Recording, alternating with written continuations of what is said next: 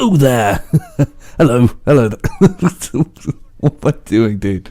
It's the most British, weird way of saying hello that I've just thrown upon you. I've just thrown into your lap the most British thing ever, and there's nothing you can do about it. Why do I even do that intro like that, dude? It's like a cross between General Grievous and Santa.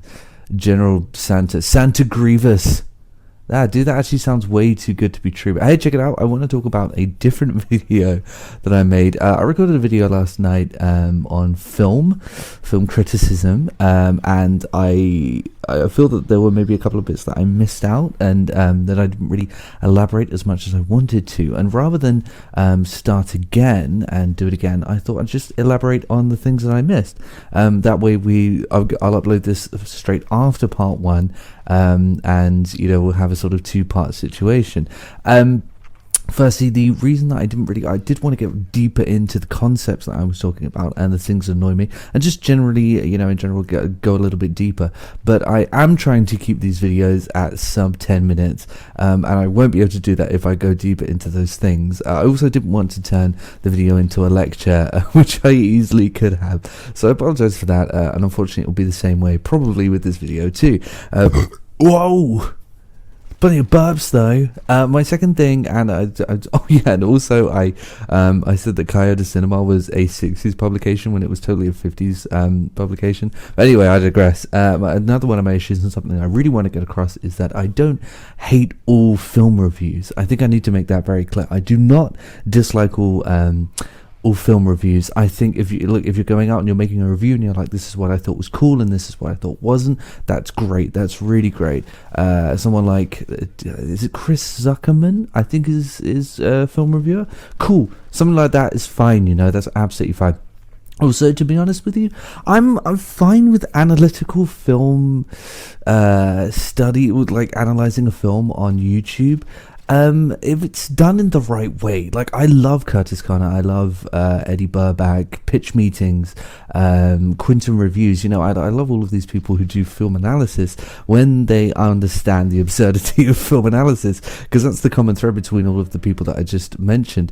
Curtis Connor did a combined around about an hour and a half comparing two Barbie movies with two Bratz movies.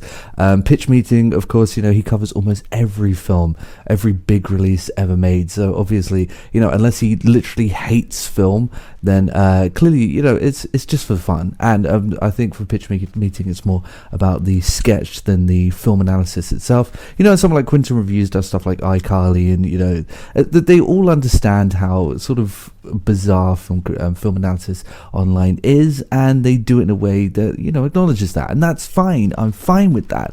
What I don't like is the snot-nosed incel neckbeards who go on complaining, picking a film apart and finding all of the little plot holes and saying that the movie sucks and I know better. And that's why I said it's one of the things I hate the most, which is it's self-indulgent. Because it's basically just a way for them to stroke their own ego and say, look what I found, and I'm super smart for finding it, when in actual fact, it wasn't hidden. It was never hidden to begin with, and they act like such intellectuals because they managed to find something that the director wasn't hiding to begin with. And they're like, yes, there's no way, dude, there's no way that Rose could have reached Finn in that time, man. It's just not possible. Terrible movie. Freaking awful movie, dude. Terrible film. Or the dude, could you stop explaining everything to me and show me the battle? This is a classic example of show don't tell. Yeah, it's always a classic example of show don't tell, isn't it? They love to say that. It's a classic example of show don't tell.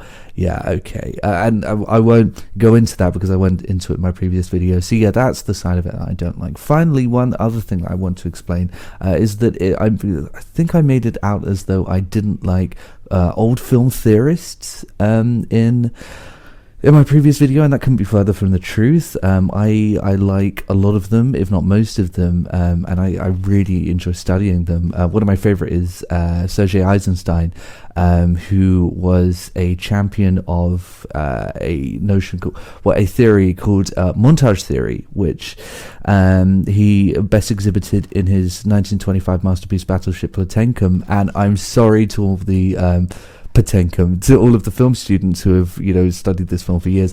But yeah, best exhibited during the Odessa Steps sequence, which was actually referenced in Star Wars Revenge of the Sith, by the way, when Anakin's coming up the stairs.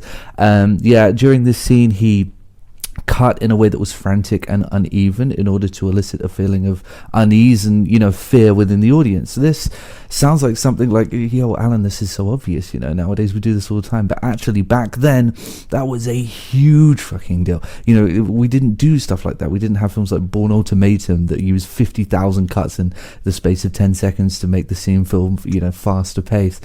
We didn't do stuff like that, and that was met with a film theorist who I don't agree with at all, and don't like, honestly, which André Bazin, who actually was one of the founders of Cahiers de Cinema and believed in realism cinema, and the complete opposite, which is that cinema should be a realist experience, and that we should take out the cuts wherever possible. And he was the person who wrote a series of rules with which to follow in order to, you know, I don't know, for all filmmakers, it has to cost a certain amount, or rather not cost a certain amount, and avoid cuts and things like that, use certain things. And of course, like I said in my previous video, that didn't really take off. And there is bizarre film theory that I wish I could have got into in the previous video, like the perspective notions. Like there's one theory that believes that we should consider the notion that the cameraman, or the camera rather, is a character in the scene.